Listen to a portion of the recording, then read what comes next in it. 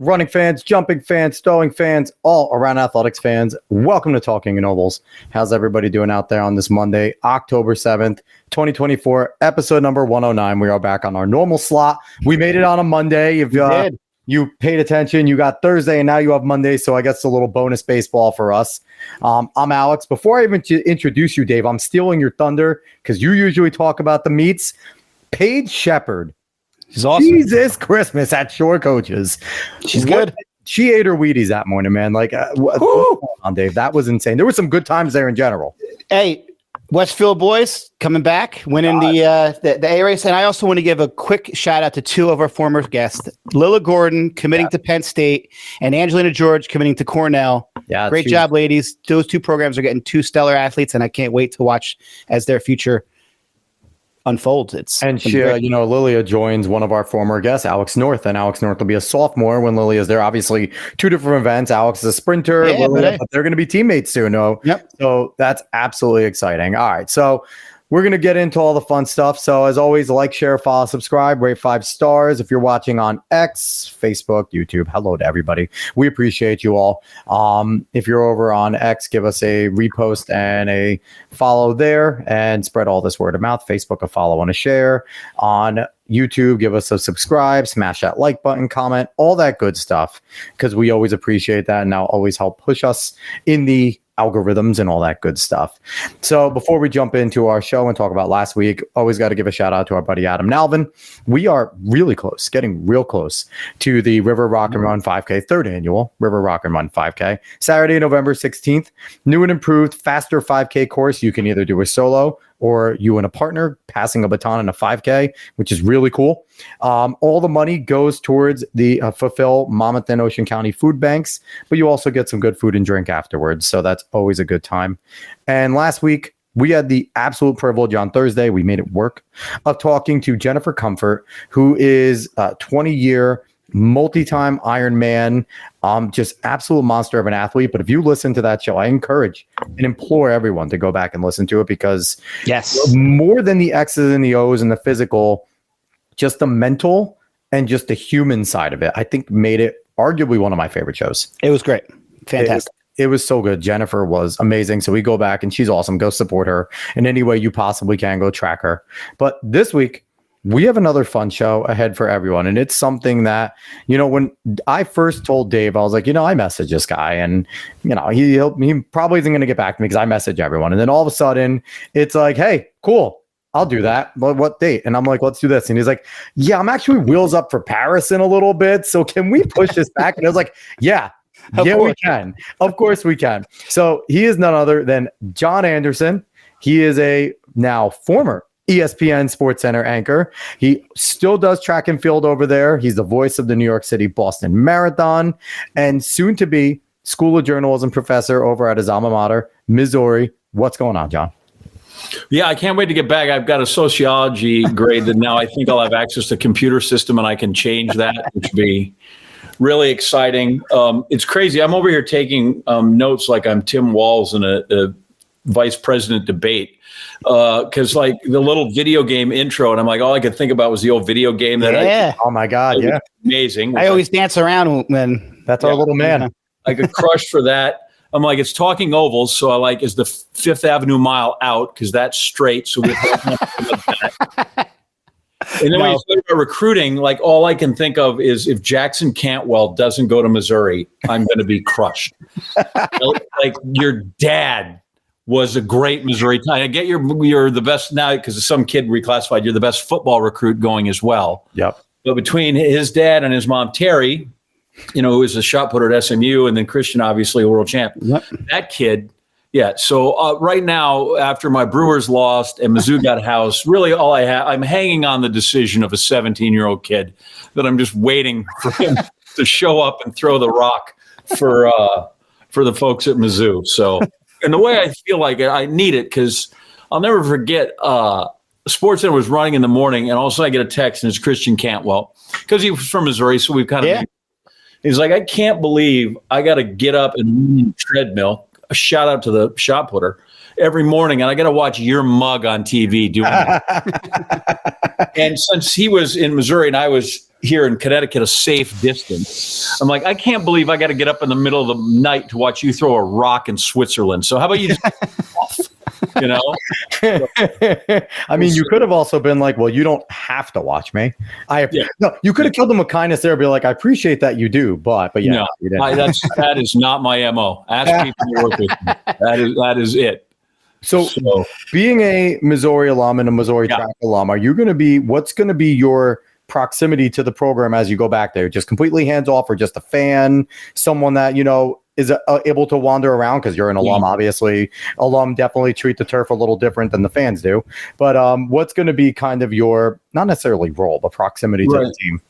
We'll have to wait and see. Listen, Coach Brett Halter is a great guy, and I'm really happy that he's there. We just got a brand new indoor track, which has got everybody just over the top, because it was a great state-of-the-art track in 1978 or something when you put up the Hearn Center. It was all weather, but it was a flat track, right? 200 meter.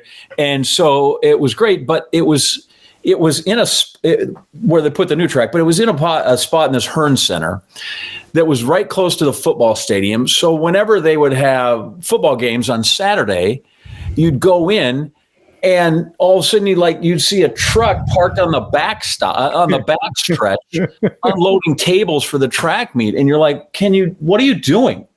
And then they also had, when the gymnastics team was in there, I didn't know this, and I don't know if Simone Biles does it this way, but when they start learning their flips or whatever, they do it kind of from a safe distance, and they go into this pit of all kinds of, like a high jump pit almost, but it's just foam. Well, ours for the gymnast was built into the floor of the Hearn Center. So then sometimes you come out, they'd be vaulting. And so lanes 5 and 6 were gone. Like if you went, you go down into them. So I'm really excited about that. I hope to be over there a bunch. Their assistant coach is Natasha Kaiser Brown, who I was very lucky that she was a teammate of mine when I was there. She's just lovely and wonderful. Like, she married a guy who jumped 7'8", so I try not to get around Brian Brown too much because it just makes me feel bad about my own shortcomings. 7'8", Jesus. 7'8", yeah. And so it might have been 7'8.5". I don't want to cheat him any centimeters, but anyway. So hopefully I'll do that. I can't wait. We got to, I just went out. I was there last week, 2 weeks ago. There was no football game, but there was a Gans Creek Invitational, so there were 40 teams out on the cross-country meet. And so I went out there and hung out and interviewed the winner and said hi to all the coaches I'll see at the SEC and some other places. So, I'll be around a lot, mostly because just like everything else in this sport, I'm just kind of a groupie. And I would go anyway. If you need me or not, I'm still going to go. If you want to put me to work, great. If you want to take my advice, great. I still could, I'm not sure I want to coach the high jumpers for him, but I probably could step in and not hurt anybody for a day or two. So we'll see. But it's a good time, and I can't wait to go back, and it'll be neat to be back on campus and walk by all the places that I used to have to run.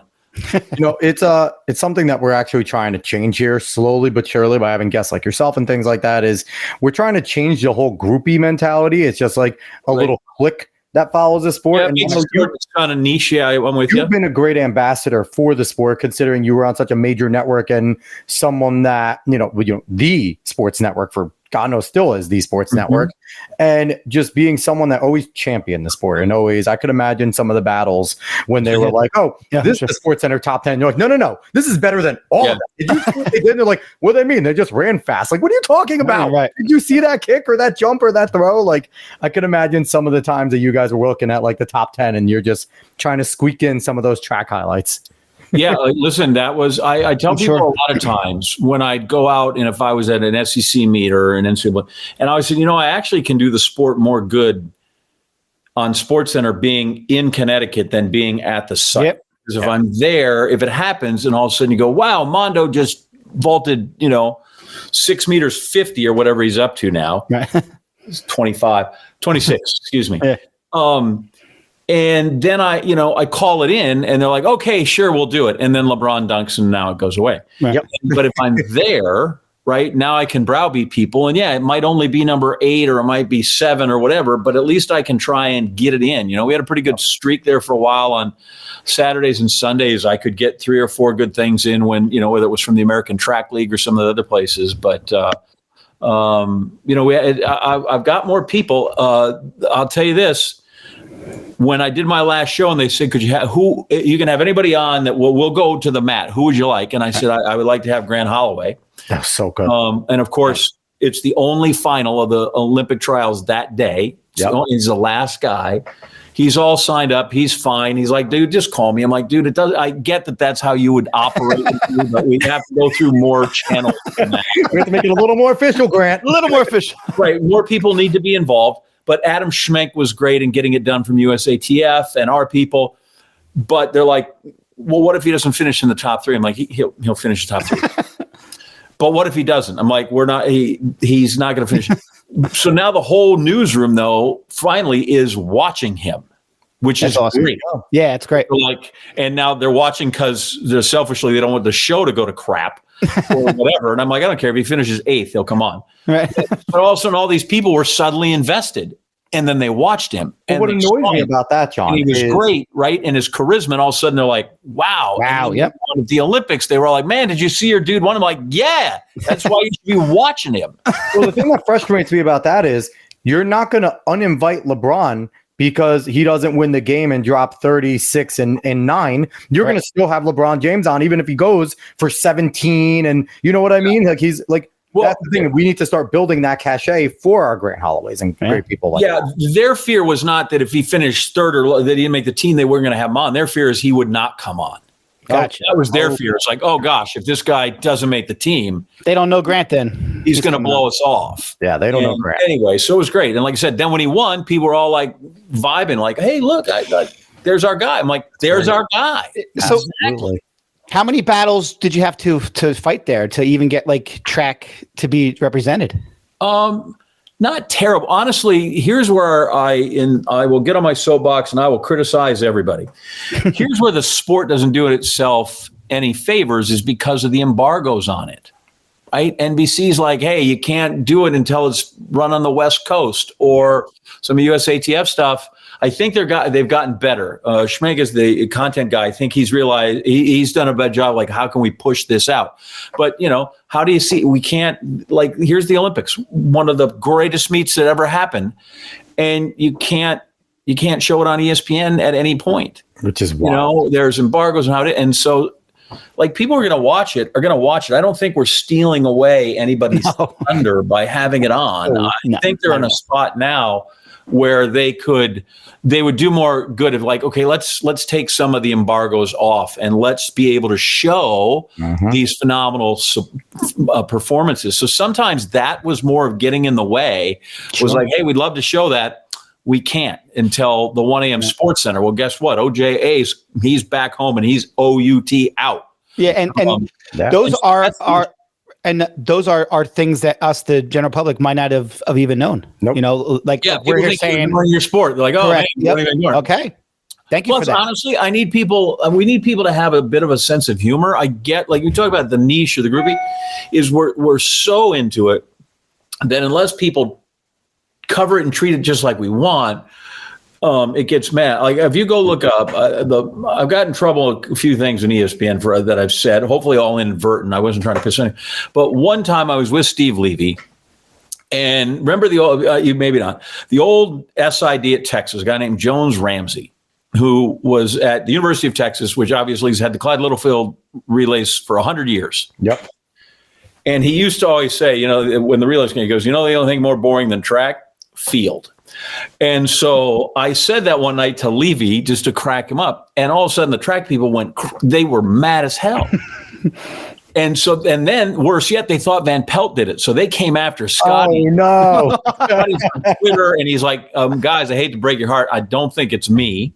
He didn't rat me out. And somebody goes, I think it was Anderson. And they're like, didn't he run track? And then somebody went, well, maybe he was joking. And they're like, he shouldn't be joking. If he ran track, he should. Come on. I'm like, yeah. So somewhere we need to go, like, I get it. And we need to fight the battles, but we also need to, like, lighten up, embrace and enjoy and find the fun and all the reasons that we loved it to begin with, you know? And we've said all the time on this sport that one of the biggest hurdles is the fact that track meets are long and they are boring. Mm-hmm. Even if you're a big fan, some of the lulls, if you're sitting there at the friggin' BU Valentine meet and you're at heat number 43 of the 200, your eyes are glazed over, and unless they're running a 19, you don't care. Like, you're just watching it, and it's like, and then you have to wait, and then if you come back the next day, the women are doing the same thing or whatever it is. So it's like, it is part of it. So we've always suggested that they, like, you know, tennis, golf, right? People love watching. Your junkies will watch those earlier days.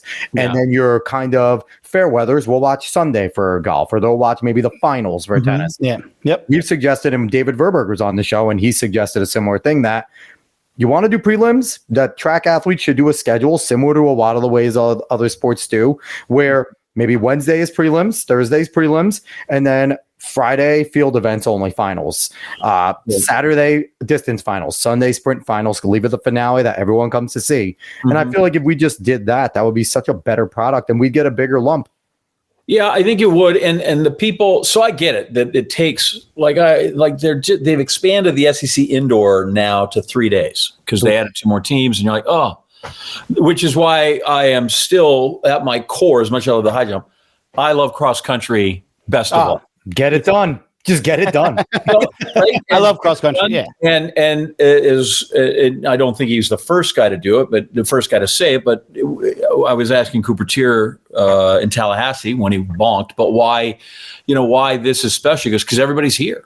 Like, if you win this race, you got to beat some 800 guys, but the 15 and the 5 and the 3, everybody's in this race. Yep. And then, we'll get it over in a half hour. But it's fantastic, right? But if you watch that, and since the Coaches Association took over the production of the NCAA cross country meet, it's been great. Like, that is my favorite. And the enthusiasm of Carrie and her knowledge of having won it individually in this team, and Merber's fun of it. His enthusiasm, like, I think it pops through the screen. It does. And races Kyle was such a great follow too on X and everything. And his, like, he, again, talk about humor. That is a guy that gets it. Kyle uses a blend of, and Kyle was a fantastic runner. And he is one of the people that'll suddenly knock himself consistently, because he's now comparing himself to, like, Cole Hocker in the 15. It's like, okay, no, we're not Cole, but River was no slouch. But it does take a while, and there are down meets, and it is hard to televise some of that. My wife said one time when Alabama won the SEC championship a few years ago indoor, when Dan Waters' team won,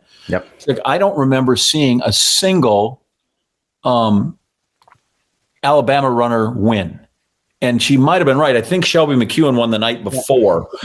So there are challenges, but the people that say it takes too long, I get right. And it takes 2 weeks to play Wimbledon. Nobody bitches. Correct. Agreed. Exactly. Right? Golf is 4 days. Some of those things. So it's, there's some things, but I do think when you mentioned golf, you mentioned tennis. I've often maintained this. That's part of why track, I don't know that it explodes, because people now run, so they get it, right? Marathons are huge, and they and people will sit down and watch a 2.5 hour marathon, 2 hour marathon, no problem. If I watch the U.S. Open tennis, I can go down to the park and I can play tennis. Yep. And if I watch the U.S. Open or the Masters, I can go out that afternoon and go play golf. Right? Okay. Well, if I watch Chopra go throw the javelin, I can't go down to the local park and throw a javelin. Thank God. Or I can't go down. I watch Monty. Like, what if every public park, in addition to having a basketball, just had a pole vault pit and had a baseball diamond, had a pole vault runway, like, it'd be the second leading cause of death in America. Oh yeah, there'd be injuries everywhere. Oh, absolutely. Or America would burst into the greatest pole vaulting country in the world. Look, there's two of those. There's two ways to do that. Or both. You'll have murders and be good. let's just have a rack full of hammers down there and let people just start chucking that thing at the park and see what happens. Like, John, that's actually a good idea. If we rent out a bunch of space, we call the place the track house, and that's where you can come down. You want to come do something you saw on TV? Oh. Here's a javelin area. Go throw. Here's just like tennis at the court. Totally unsupervised, on your own, whatever it is. Yeah, just go for it.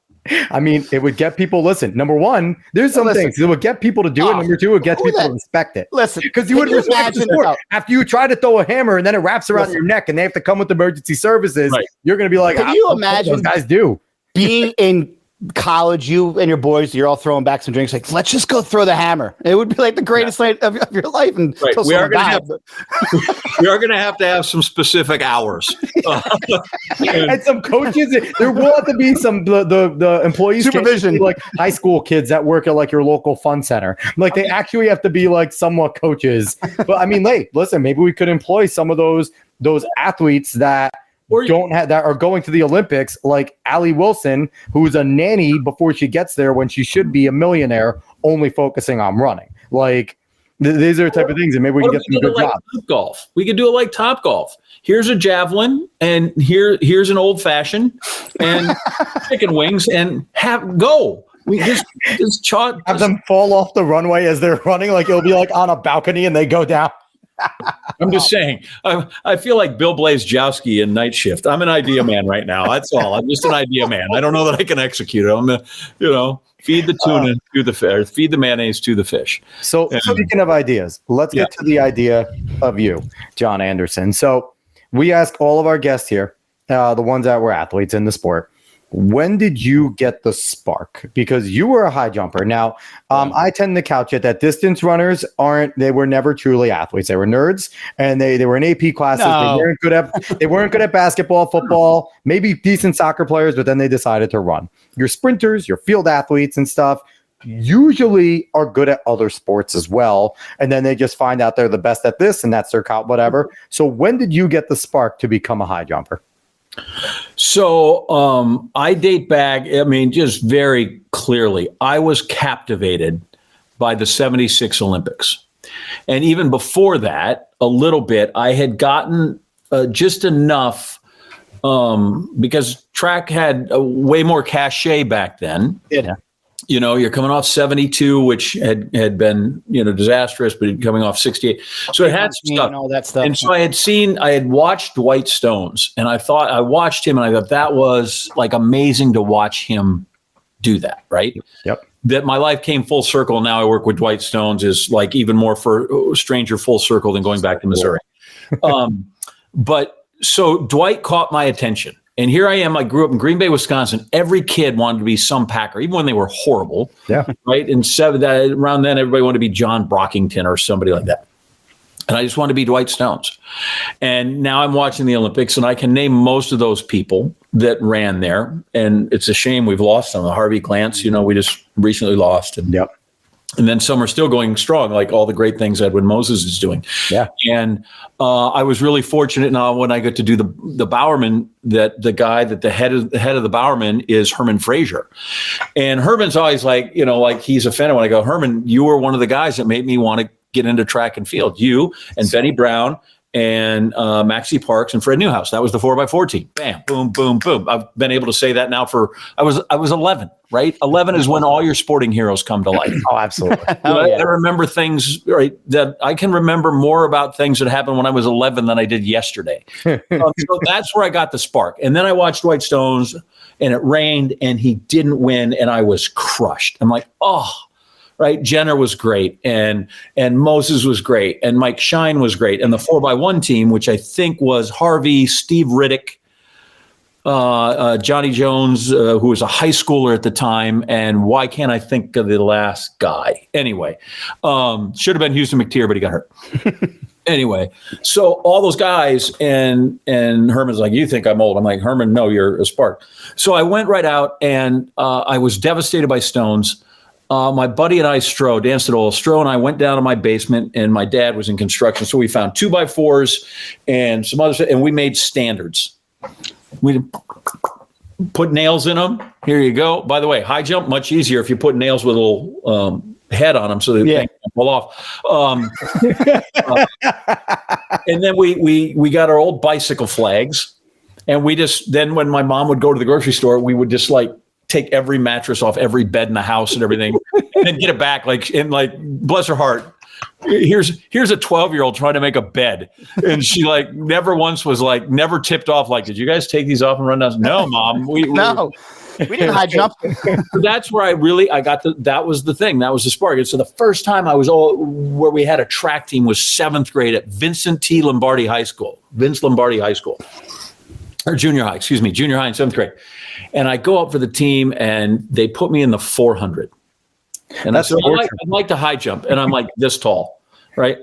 And I'd like to high jump because, I've been doing it in my basement. So that's pretty much certification. I got mattresses. And that is more than most kids wanting to high jump in 7th grade had probably ever done. You had more experience than all the other kids probably there. By the way, that was a hard time. That's when you had the old metal triangular gill bar that you try to find a straight one, and you had the old porta pits, but it was just all that foam stuff and bags that you had there. Anyway, they put me in the 400. I was so bad that literally one race, I was the second guy. You know how sometimes you might be in the second heat? I was the second guy in a lane. Okay. And the dude left me in the dust. Anyway, so I don't ever get to high jump. And towards the end of the year, there's one guy who's really fast, and I'm not going to say his name. We've made up. But he's basically just bullying me because I'm a tiny kid and I get dusted. And so I hit him. I just stuck up for myself and I slugged him. Well, guess who got thrown off the team? It wasn't the fast guy. Never is. I didn't run track and field again till about the 3 weeks left in my junior year. Wow. And I'm doing nothing. So I go out and I work out with the cross country team, which was fun. I ran that a couple of years. Then I just hung out being the manager because I had some high jump aspirations. And I'm playing tennis. I'm on the tennis team, but I'm lousy. I'm like the 8th guy in the tennis team. So that blows to crap your theory that we might be good at something else. While I'm waiting for court time, I go over to the high jump pit with my friend Terry Nickish. And I beat his brains out literally in my tennis shoes. And the track coach that came over, a guy named Don Ruskusky, who I love, Mr. Ruskusky's passed. He's the guy that used to always say effort is the key to success, which has shown up more than once on SportsCenter. Yeah. And he's like, who are you? Where have you been?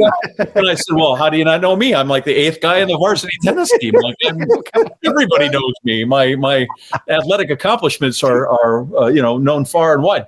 Anyway, so he goes, well, you work for me now. And so that was like a Monday or Tuesday. And by the end of the week, I was the city champion.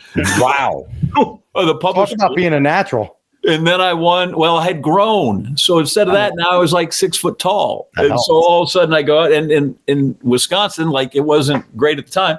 We got a lot of distance runners. Wisconsin, we're thick with distance runners. But if you look really hard, we've got some fast guys, right? Kenny Bednarik. Yeah. We've got our boy Floyd Hurd before that. Kenny Harris. Hurd, yeah. Yeah. And then like the week later, I won the county championship. Wow.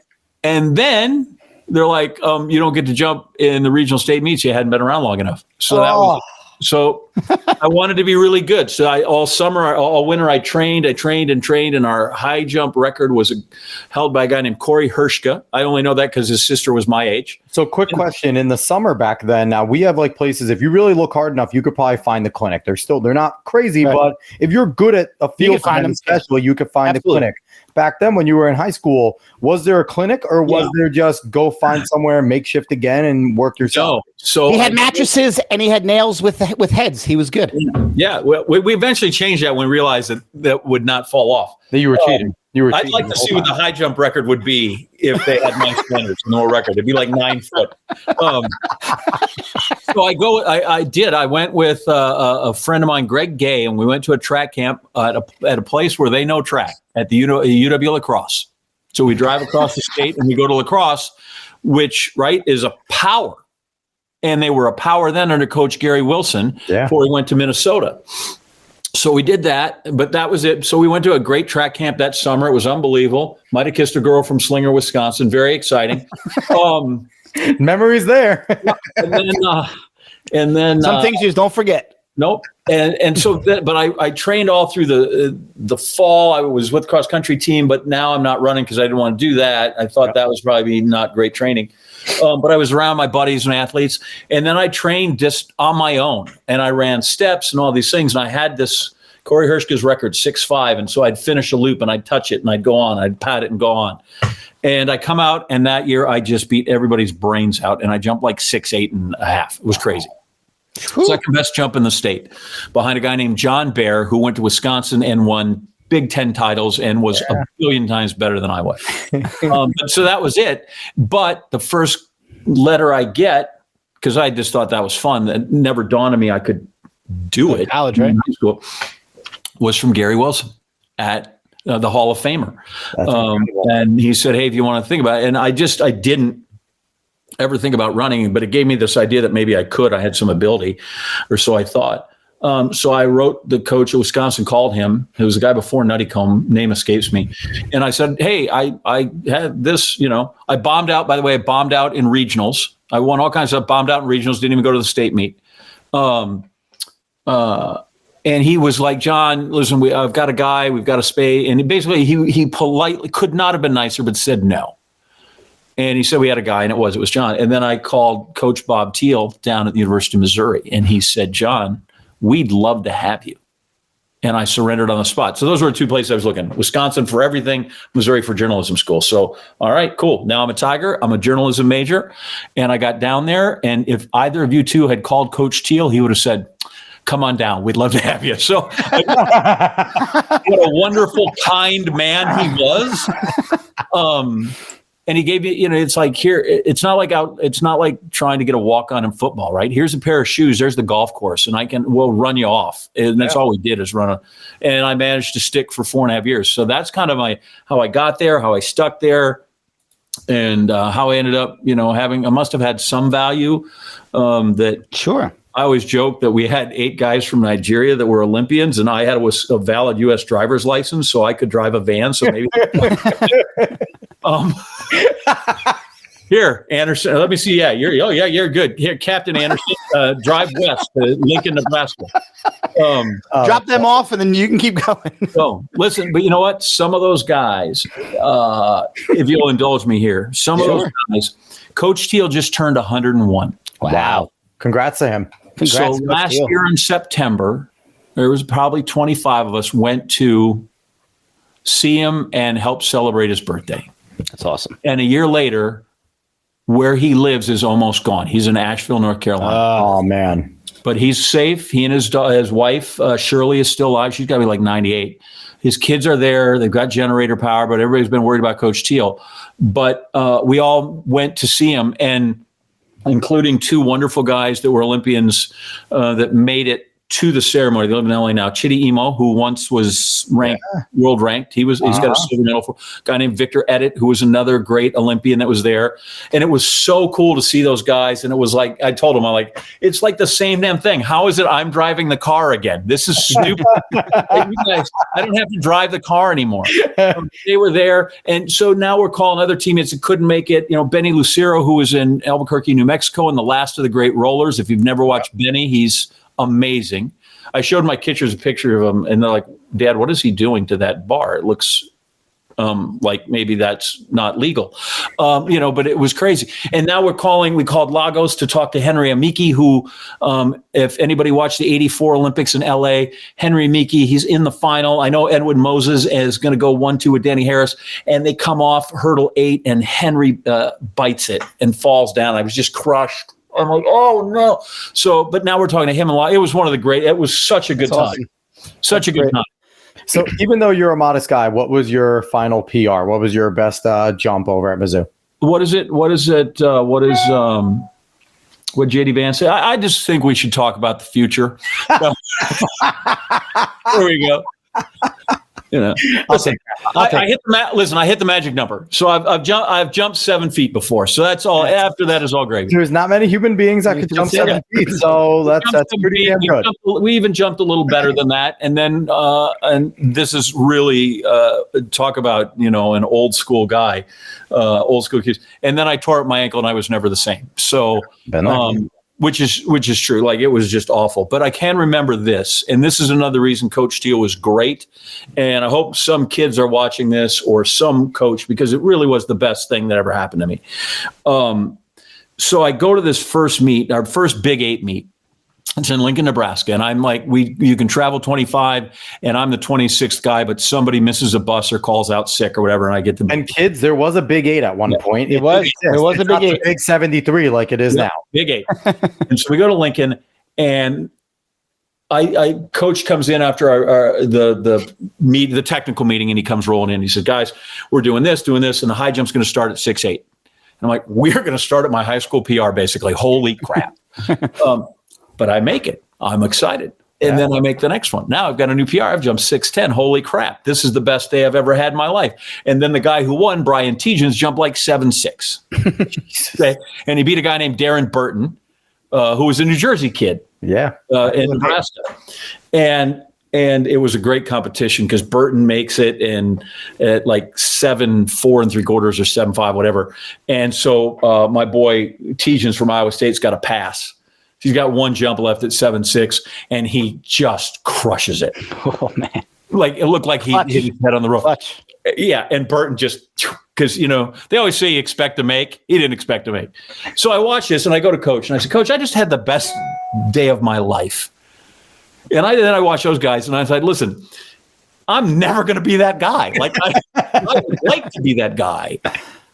I'm not going to be that guy. Like, I just know that here it is. I look at them physically, look at me. And he said, John, I'm going to tell you the great myth of coaching that you've probably gotten along the way, which is if you work hard and you do every workout and you eat right and you sleep and you lift weights and you listen to your coach and blah, blah, blah, you win.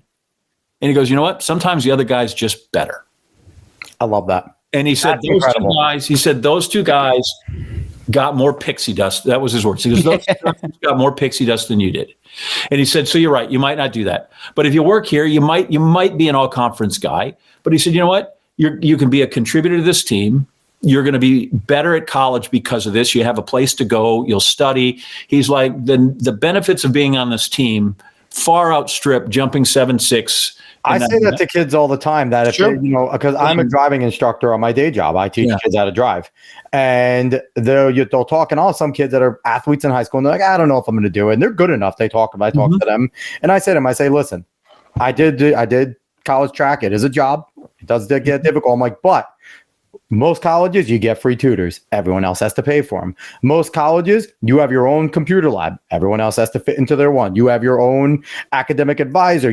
I'm like, the perks you get for being an athlete, if you use them, especially in the academic side, they pay for themselves. Got to enroll in classes earlier than other people. And like you said, that's back when you did it on punch cards and all kinds of things. And then the biggest thing was that everybody usually, that's a broad brush, but everybody has something going on after school.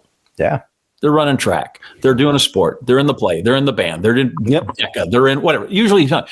So you get to college, all of a sudden, if you don't have that, now you got this big block of time like, wow, I'm out at 1:30 and I don't have it. And so I always had like that same routine. Boom, 2 o'clock, 2:30. We go over to the track. We go till 5:30. Then you can go to dinner. Then you get to study. Yeah. So it gave me innumerable benefits, and he could not have been more spot on. I quote him all the time. My kids are tired of hearing about him. But he really, and some of his stuff was like, did you make that up whittling at a chair on the Cracker Barrel? He used to always say, guys, the more you can do, the more you can do. But the number of times that served me well in jobs and television, because I'm like, I should learn to do that, because then I'll know how to do it. And then the more I can do, the more I can, just little stuff like that was, made him. And he was right. And then he was also right that those guys were still going to continue to just pound me to dust, but that's okay. I can imagine that certainly helped at ESPN with all the changing in technology, right? Because if you could learn to do more, then obviously you could stay and be more valuable and things like that. Because you guys went from papers and reading off papers to now there's a screen in the middle. And like there's a lot of, change. If that's actually, it's easy, those simple phrases that coaches say that stick with you forever. Mm-hmm. Yeah, and then you find out, although I'll be honest, I never was going to go to the iPad like these other people. I write too much stuff in my script and make notes, and all of a sudden I'm like, that's a dumb word, and I'll put something else new in, so I can't do that. But yeah, what you find with coaches that are great, at least this is what I have found, is they're very little of the coaching they're doing is for today, right? They may try to get you over that bar, or they may try to get you, to be a sub-4 guy in the mile. But a lot of them are coaching for not years 1 through 4 they're coaching years 5, 10, and 20 down the line. And I was really lucky that things that Coach Teal said was, and like good parents hopefully are that way too. And then at the time, the women's coach was a guy named Rick McGuire, Dr. Rick McGuire. And then they merged and he was there. But he and I got there the same year. And so I've leaned on Coach McGuire, even though I never ran for him. He never did a workout for me. But he's great as a sounding board. And yeah, all those guys, you find out that, it's not really like when you say, God, I'm sounding like my parents. But some of it just becomes apparent. You're like, wow, that guy, he wasn't coaching me for today. He wasn't coaching. Right. He was coaching me for when I'm 4. He used to always, right? He used to say, guys, there's nothing that'll kill a marriage faster than sarcasm. And you're like, so I try every once in a while, I bite my tongue because I'm like, I can be caustic. And I say, you know what? I don't know that my wife is going to like that. So and then every once in a while, you're just let it fly because you're in that mood and you know it's what it's going to do, but you just do it. I tell my son every time I talk to him, every time we get off the phone, I say, hey, don't forget, be loose as a goose and twice as shifty. I have no idea what that means. He said it all the time. Fantastic. I've tried to live it every day, and I have no idea what be loose as a goose and twice as shifty is. That might have to become our motto for the show. Yeah. I tell him all the time, he's going to go take a test. Hey, dude, loose as a goose, twice as shifty. So, John, to change gears, what was it like to call the Olympic Games? Yeah. And I've been fortunate enough to do it twice. Right. Again, I'll tell you what, this is a deal that when I was on the plane to Japan, which is a giant plane with like 7 of us, but I had my computer and the first thing I did is I wanted to wait purposely to kind of see what I was feeling. But I typed Coach Teal a note. And I said, because giving his age and stuff, so you send it to his daughter and she brings it to him. But I tell him, I said, Coach, I would not be on this plane going to do this if it was not for you. If you had let me quit, I don't know, I might still be in television, but I wouldn't be doing this, right? I'm here because you said stay and, do this. And so to think of a kid who's really his whole identity and why he wanted to be in the sports was the Olympics and to go there was phenomenal. And what a phenomenal meet they had with no one in the stands in Japan. So I was going to ask, like, how different was then to go and see 70,000 rabid people. And it's funny, in retro, as great as the meet was in Paris, I'm almost still more impressed by the people in Tokyo and what they did with no one around when they just did it cold. Like that was really, it was a training exercise basically for all of them. And they, right. And to see what Varholm ran and they had zero family. There was no one there. So to see that still is really impressive, but to be there for, like I said, as somebody who has liked track and loved it since he was 11, and it was because of the Olympics, to be in the Olympic Stadium and to call races like that. And the guy I work with, Rob Walker, is phenomenal. He is the lead announcer, and yet he is absolutely about sharing the sugar. What events would you like to do? And I said, well, I'd really like to call Grant Holloway's race since he screwed it up the last time. And he's like, great. And last time I had done Sid, so he did Sid this time. Or did I do Sydney again? Anyway, so we just, we divided, like he wanted to do the mile because obviously Rob is British. So there was Josh Kerr and he wanted to be involved in that. And, so it was just amazing. The meet is so great, right? People you watch me like, I wish people understood how great it was. And every race was every race was fantastic. And it was either because the competition was crazy, like the 10K when 13 guys went under the amazing, unreal. Seeing an honest 10K at the Olympics was awesome, fantastic, right? Or the 800? Are you kidding me? Yeah, but like 141 breaks the American record, doesn't even medal. My boy Hoppel, who obviously went to KU, so I hate him. And that's cool. He knows that. I send him all the time. Like, talk about backhanded compliments. And, like I sent him when he made the team and he had done, where was he set? He said 1,000 American rank, whatever. But I texted him, I said, literally, dude, finally you are coming up on the shoulder of Jim Ryan. Right. In Kansas, it's another really Kansas great. Yep. Yeah. Like, dude, you are getting up on his shoulder. Yeah. And then it was like, which I guess would be cool if you both hadn't gone to Kansas, right? So then it's just counted. But yeah, to finish fourth and run 140, whatever, you're just like 141. Yeah, that's just nuts. So they were all these magnificent races, and then when they weren't close, then it's like Sydney, and you're like, okay, that's just great. So it wasn't a competitive race, but it was so flabbergasting that that's what I mean. Everything, like the pole vault, not close, but the dude jumped 625. Mondo is a freak of nature, and so that's so every race was great.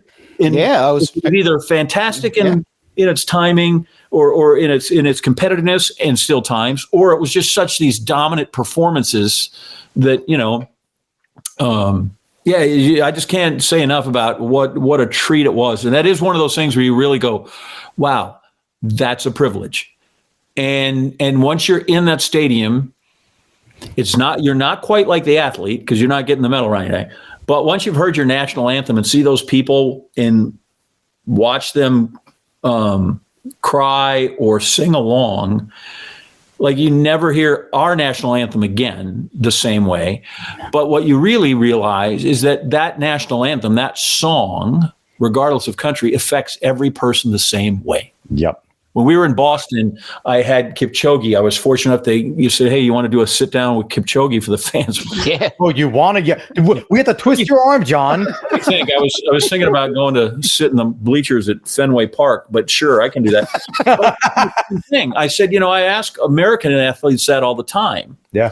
But they all have that same goosebump reaction, and so I think there were gold medal winners from either 27 or 29 different countries. Yeah, and so you heard it, but every one of those people has the same reaction, and so that's where you're like, wow, this is global. We're all the same thing. I mean, these people got more pixie dust, but they're all going through the same. What's the old wide world of sports? The same human drama of athletic competition. There you go, and. It's truly remarkable. And then four dudes ran 141. And then one of them had to lose, not get on a freaking podium. That's insane that one of them, and it had to be the American. Now, I mean, obviously there were no fans, but could you tell a different vibe around the athletes? Because in Paris, it just seemed like the U.S. team was just so focused. I mean, we were scoring, and I mean, every event. I mean, distance events. Like, did you sense a different vibe this time, or it seemed on the outside looking in? It seemed like Team USA was a team, not just. Shout out to Vernon Norwood too, because he seemed like the guy who kind of brought everyone together. It's a leader. Vern and Ry Benjamin are. Yes. I know Grant, who we love, was one of the captains, or was voted the captain, and he's kind of a Pied Piper as well too. Sure. But Vernon and Ry just have a different sense about it. Ry is just like what an unbelievable human being he is, and the way he treats other people, and the way he supports everybody. Like, it's funny, like you hear with Trevor Bassett, like, I didn't know he knew my name, let alone come up and say hi to me. All these guys. So there was a different vibe, and I think part of that though was because, even though people were tested, you were still kind of kept away. It was hard. Right now, they could all be on top of each other. They could do stuff. And so the vibe was different because of the fans. But I think the USA Team USA's vibe was different. And oh, by the way, they had a little catching up to do, right? The men on the track were not great in Tokyo. No, they were not. Krauser was really good. They had some guys, but they needed to do that, and jeepers, did they do that, right? So what was it like with the way being there and the way, obviously Quincy Wilson, we were all awaiting him, right? And they lead him off, and he doesn't have a great leg. He obviously knows that, but what was it like looking at that as a fan and then just seeing the way Vernon reacted? And I feel like he could have made that young man's career continue to trick, because those are the type of races that a young athlete, maybe we never hear from him again, right? Because but the way I think Vernon handled it, I was great. Now no one's talking, obviously we remember, but no one's talking about Quincy Wilson that he didn't have a great leg. They're just talking about that he has a gold medal. Team got a gold medal. He's a gold medalist, and that the veteran of that group, he did, came up and lifted this kid up and has potential, kept his career on track, because we've seen that one bad race could happen, but I think we're going to see so much more, and I think Vernon's a huge part of that, the way he handled in his leadership. Yeah, and Dedmon's a really veteran guy too. Bryce Dedmon's a really good dude. Yeah, those guys had to be on that. And Bailey was a first timer, so he's smart, but he's still a first timer in that whole situation. Yeah, so Vern's like, okay, all three of us are quick. We don't need to win. And what the worst, and we've got 1,200 meters to make this up, and we'll be fine. And he ran that way, because how many times you see every time that person tries to make it up in the first 200 and they're on their shoulder, like, here they come. And you're like, that's fine. Here they come. But wait till they're going to go. They just ran a 21 and here comes the 23, like that, 24, like that's yeah. But 25. Exactly. One, just a steady hand, knew what we were, who we had, that he was going to be fine. And Bailey was terrific, as was Dedmon, that they did that. But the way they came after the kid afterwards to just support him. Yep. They support him obviously in race, because they got around and got him into the final. And what a great final that was, right? Oh my God. Yeah. I mean, Raj holding off to. That's the same thing, right? That race is fantastic because it's this close, and the women's race is fantastic because it's this close. Yeah, exactly. Two different reasons, but two amazing things. Right. And I think so wanted them to get that record, because I don't think it's any great circus. Like, the record's so dirty. Some of those are. When I do preparation for all that stuff, I put the world record progression in there to see where it is. What's going on, and like the women's 800. Oh, well, I mean, here it was set 12 times in 10 years, and now it hasn't been in 40. What does that tell? If we've seen pictures of the woman who has it, it's Kraktovilova. She's just a Czech farm girl. She told you. Sure. Sure. Yep. But there's so many of those records that are like that. They're like, okay, in the 60s and 70s, they were broke 13 times, and then they haven't been broken in 45. Yeah, I mean, you had the whole thing with the Korean women, technology being better and training being better and nutrition being better. It's almost unbelievable. Right? None of it makes it speaks for itself. It doesn't need to. So I so wanted them to get that record, and they came so close. They did. Such a dynamite group of those people. And the other part that I really, Dave, that I love, and I've been really fortunate because of the last 7, 8, 9 years to do the SEC and the NCAA meets. Yep. Is it's cool to know so many of those kids, right? Like I sent Hawker a picture of himself, above, and he's on the medal stand, and I'm like, gold. That's the text. And he, sends it back. And it's not just our people, right? Leo Neugebauer, who's fantastic. Or, oh my gosh, I don't know that I was happier for anybody else in that whole arena than Lyndon Victor, who was a great guy at A&M. And we have laughed so many times together. Like, Lyndon will tell you, if it wasn't for Lyndon Victor, Fred Curley would have starved in college, because he couldn't cook anything, and he came over and he made curry chicken. And now Fred's all about, I got a garden and I got my fresh, right? That's all he tweets is his garden. But at College Station, dude was that's it. He if it's not for Victor, he starves to death. And so getting to know so many of those people, and then following them as they progress, it's got to be wonderful. And you find out, like, they're great, whether they are American or German or Joseph Fambule, who's kind of Liberian but mostly Minnesotan. It's just but all those. By the way, he said, after I quit, after I retired from sport, he sent me the nicest text. I'm like, oh my God, he is Minnesota.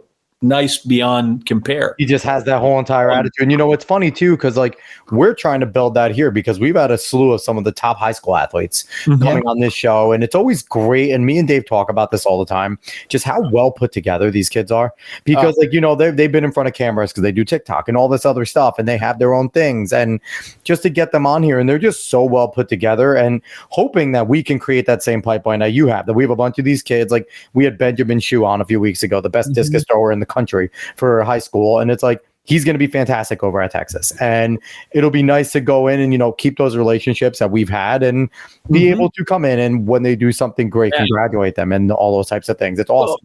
And it's funny. Well, I try to do, the winners are easy. Yes. Hey, here they are, right? The trackside job is the best job going because they only make me talk to the winner. But I go, and because you get to know so many of them, it's amazing what happens when you go up and see Yusuf Bizimana after he bombs indoor in Boston. And I see him up in the stands, and I got a minute. So I just pop up and sit next to him like, dude, you okay? What's going on? I'm gonna, I can't wait to see you outdoor. I'll see you at the relays. You're going to be great. Like if you take 2 minutes about these guys and you go, and they go, oh, maybe it's not just he talks to me because we win. Yeah. Mercy Chelangat and her brother, Victor Kiprop, might be my two favorite track athletes ever.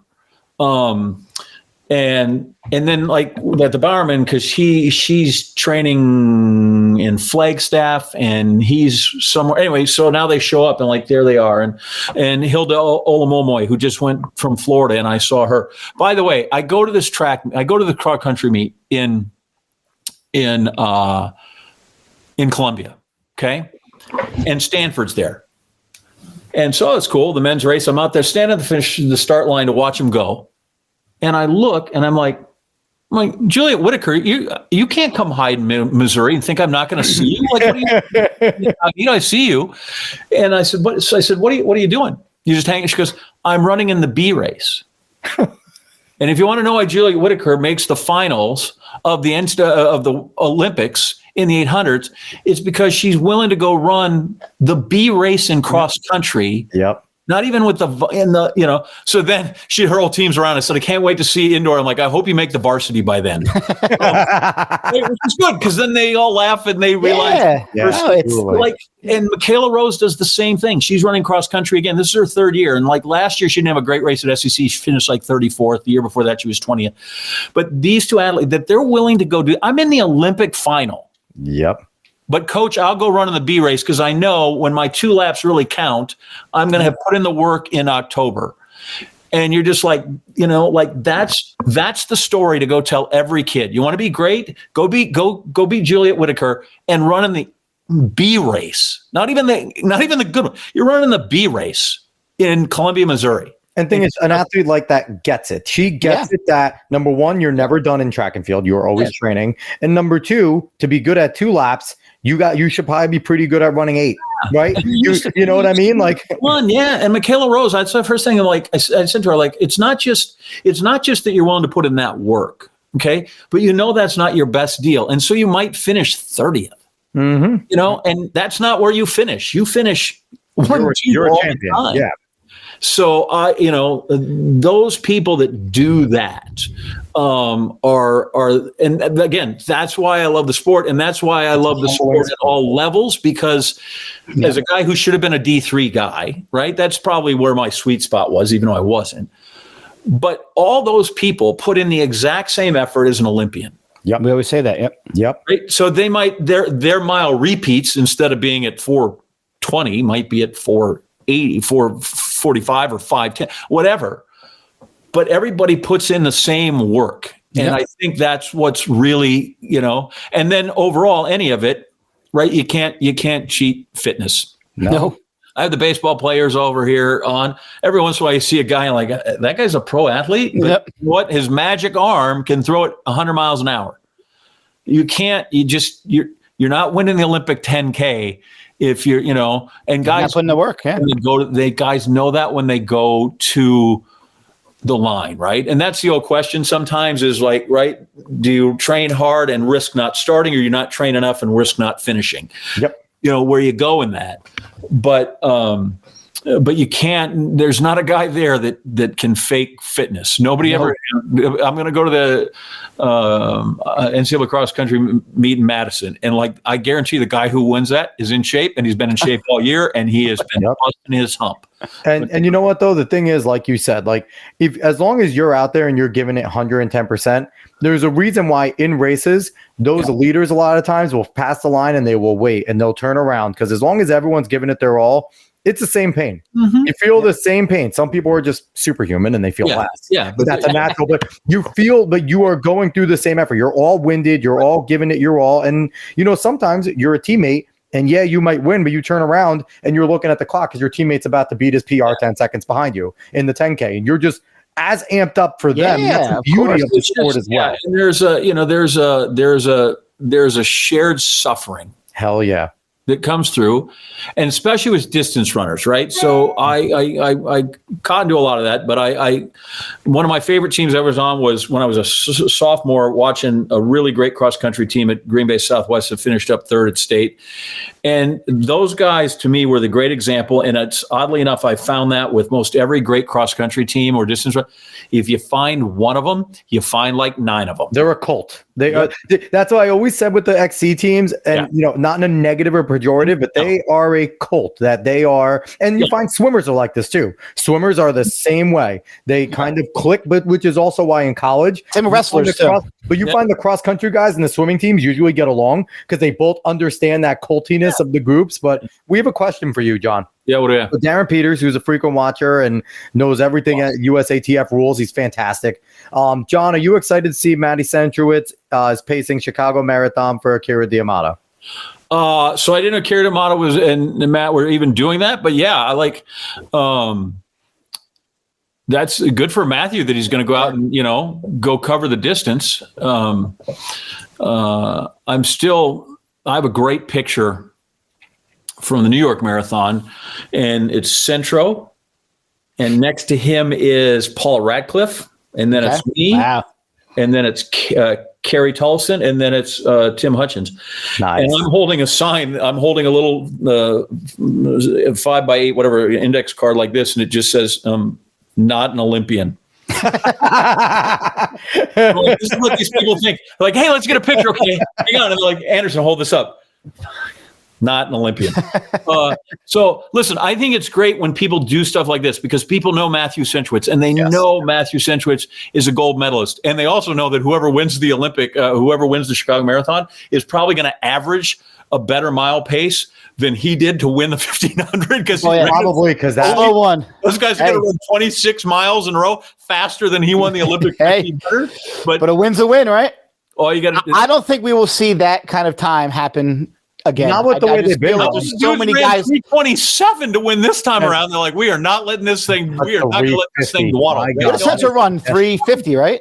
Pardon me? It was a 350 that he won, and it was NCAA was faster that year. He wouldn't have beat Faith Kipyegon. No.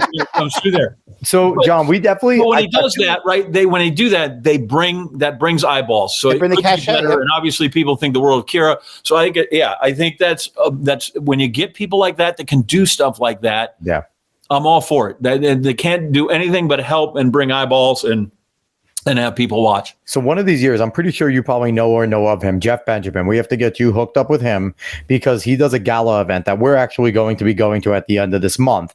And it's called the Legends Gala, New York City Marathon Gala. And you got to come there because it's a lot of these legends of the sport, the people that you probably know. And Bob Beeman, Joan Samison, Maddie Centrowitz Sr., Dave Waddle, Rob Benson, and Dave actually went last year, and Bob Dave Dixon, came on the show last year, and you got to come down there. I feel like you would fit in and you love that and enjoy that. I feel like Jeff Benjamin would love to have you there. I think is Rod Dixon. Was it either Rod Dixon or Jeff Smith that said it about the New York Marathon? He goes, when you're at the starting line, prize money is the last thing you think about. And when you cross the finish line, it's the first thing you think about. Probably Dixon, but I'm not sure. But could have been him when it went through. Yeah. So those guys, I would love to listen. I'd love to hang around with all those people. Yeah, I will get you. But after this, I'll get you in touch with Jeff because, usually I'm there cramming because it's in Staten Island. So yeah, I fear that I'm not going to know something. I'm going to miss something. And most of the time, luckily, I'm okay. The best part is it's a gala, so you're just kind of hanging out and doing your thing and mingling. So it's not necessarily you presenting and having to be forward facing like that. But I feel like you're going to be like us. You're going to be like us because me and Dave are going to be the talentless schmucks there that just really like track. And at least you did something worth noting. Like I was never really good.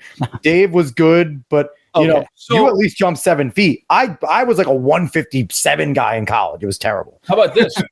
So I ran the New York Marathon, right? Once. Yeah. Okay. I tell people I ran 2 marathons in one day, my first and my last. For a field guy, that's great. So I have raced 2 world champions in my life, world record holders, world champion. I lost to Usain Bolt in a parking lot, to which my son said, "Dad, that guy creamed you." I'm like, he creams everybody. Okay. That's just me, fastest runner of all time. But I beat Haile Gebrselassie at the New York Marathon because I got to hear this story. well, first off, I gave him like an hour head start, right? Because I don't know what my corral is. All I know is I finished and he did not. Hey, so win's a win. DNF. So I feel like that goes to my. That's got to go on your World Athletics profile. That's number 1 on your resume. I beat Ali Gebrselassie. There are a lot of guys that are not 1-0 against Ali. Yeah, but I am. Yep. All right. So the last thing we want to get to with you, before you've been gracious with your time. We're at an hour. That's great. I love to talk. I love to talk the sport. It's nice to appreciate this. It's nice to be in the community. Yeah. So speaking of the sport, right now, Dave and I have talked about this, that we think that we're probably, in my lifetime especially, one of the best spots that we've been in the sport, where the popularity, people, they know Noah, they know Sid, they know Sha'Carri, Ryan Krauser is front facing. There was a good amount of people, Jakob, with him and Kerr going at it, even, Mondo, like getting some love in places. So we're in the best possible position that we, are right now for the sport in a long time. Where do you feel the future is? Because we also have the Grand Slam League, Michael Johnson, Ryan Krauser's doing a throwing league. We had Zig Ziegler on. He's doing Z Athlete Village in Vegas, an indoor league. Kirk Berridge is doing Track Star League. Like, there's a bunch of leagues popping up for all different types of disciplines. Where do you feel about the future of the sport right now? Well, and it's funny, when you talk about those little things, we should also shout out Paul Doyle for the American Track League. We want to get Paul on. We're working to get Paul on. We'd love to have him on the show. Literally, when everything was shut down, and obviously he's got a great client list. He's a wonderful agent. Yeah. I think he had more medalists than anybody else. Like I don't know that he made nickel one and probably lost a lot more, but he found a place for people to run that indoor track league down in Fayetteville a few times. Like, that guy literally, to some degree, helped save the sport and put it in the spot where it was, so those people could still run during that pandemic. So all these guys are doing it. But I like, part of the reason I think we have some of these extra ones is because, okay, here's the Grand Slam Track League, which is awesome. And I was really, Michael and Kyle Merber had me out to host the kickoff, which was, wow, what an honor. Incredible. I saved the text that I have Carl Lewis sent. He's like, hey, you want to walk over together? And I'm like, I'm just never going to ever. Jersey legend, baby, Carl Lewis. Yeah, Carl New Jersey. Lewis. I'm like, I can't believe that. Yeah, I have this text from Carl Lewis that says, save that forever. Yeah. And I have a really other funny Carl Lewis story after that too. Anyway, but that they don't have field events, or they just had the Atlas, the Serena's husband's meet, and they didn't have field events. So Krauser, good, you got to get some throwers in there, and maybe they have to rethink how they do that. I hate to see anybody left behind, right? And quickly, Atlas was one of my former teammates, Chris Vanzetta. He's the one that teamed up with Gabby Thomas to make that. It's one of my former Maris guys. So shout out to the Foxes, baby. Yeah, that people are there. Like, I think they're finding their spots, that there's things to be done there. I lost my train of thought a little bit on just the these other meets, but so they're leaving them out, and so you might have to rethink this some way, and maybe it's a little more a la carte, because I'd like to see the high jump. I was gonna say, because look how Christian Taylor threw a fit, and he should, when all of a sudden triple jump went out of the Diamond League. Yep. Right. So we need to have that, because all of it is really good. It's just how can we get it all in, track and field. But I think not only are we at a great time because of some of the athletes that are available to us, right? We're with Kipchoge finishing up, and capitalize, because I don't know that we capitalized on Bolt. I don't know that we capitalized enough on having the World Championship in Eugene. Nope. This is really our spot. We're going to LA, right? This has to be a full court push to LA. We've got to have all hands on deck. We got to have it on as often as we can. We got to compete. We got to have, like Michael Johnson, get these rivalries. That's the hardest part. Put them in a lane. I couldn't believe it when Greg Foster passed away. By the way, that's another one where you talk about, can you get stuff on ESPN? Like I went in and said, we have to do stuff on Greg Foster and we're going to do it really long. And we put that in. We're like, we're getting Greg Foster in the show. I love it. Absolutely. But he and Skeets ran like 60 times against each other. Yep. Like 60. So we need that. And it's good. So the more that we can get out there, the more we can do that. The more that Ryan Krauser brings people along. Like I wish in the Olympics when they kept showing it, and especially in the international feed, they kept showing Ryan Krauser as Roger Stona was, through 70 meters and going to win. Right. And they're like, they're missing it. He's coaching him right now. Yeah. Right. The Arkansas, they couldn't retain their throws coach. And so Krauser's just like, yeah, I'll put him on my ring. And like, that's why they keep showing Ryan Krauser is because like he's invested more than he is in his own throw. He's got enough of these things, just hang them on doorknobs and stuff. This guy, like he's all in that. So all those things are great, but they all, I think, have to be pointed at LA so that we blow the roof off that dump in real time, right? Because it's going to be a little bit real time for us in America. Right. So we don't have to tape delay anything. It's just going to be real time. We need Mondo to still be there. We need Sha'Carri Richardson to be great. Sid. We need those names. We need Sid. We need them to be great. I was telling somebody the other day. We need Grant to win one of those this time, not just place. Let's get a victory in the 5 or the 10K because he can. Grant has the ability. In Nebraska, like Nebraska getting better. And I said, college football is just better when Nebraska's I've good. said that too. Man. Even though they beat Rutgers. I don't like them this week. They beat my we're not a fan of them right now. my alma mater. But track and field for Americans is better when there's Americans in the 100. 100%. Now you get a guy like Bolt that he transcends, right? I don't buy you just got to have Americans. If that's the case, nobody would watch Federer. Nobody would watch Nadal. Bolt had such a moxie about him that he was a likable guy too. Yep. Those things are better. And I think that's part of what was so wonderful about Parrish is like, Dave, you touched on it. Like there weren't many places where we missed. Look at Kenneth Rooks. Kenneth Rooks scored in the steeplechase. I mean, come on. In an event that America is the last lap of death, like he just was gone. It was amazing. And that was the last event you saw real place because out of all the distance events, the steeple has been something that the Africans have just had. Period. Like Americans, there was no Jaeger. You're like Jaeger was our shot. And they nearly killed a guy on the backstretch. That was unfortunate. Oh my goodness, that was horrifying. But that was terrible. But anyway, how about can we just shout out Ed Eyestone? I had two marathoners. BYU, Oregon. The other kid that he got in, Corrigan, who had taken up the steeple 5 minutes ago and bombed at the NCAAs, then makes the team after it. Finishes top 3, then goes to Philly or whatever.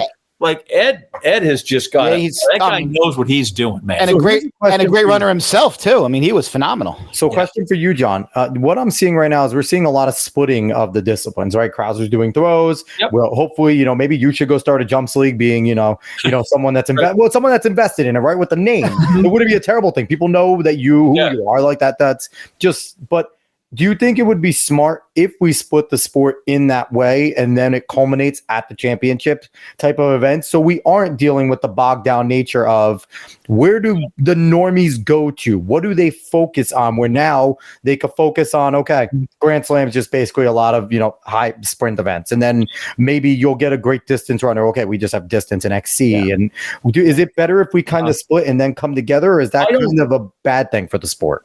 I don't know if it's a bad thing. I like to have them all together, right? I'm down with track and field. I think they live together. I think they support each other.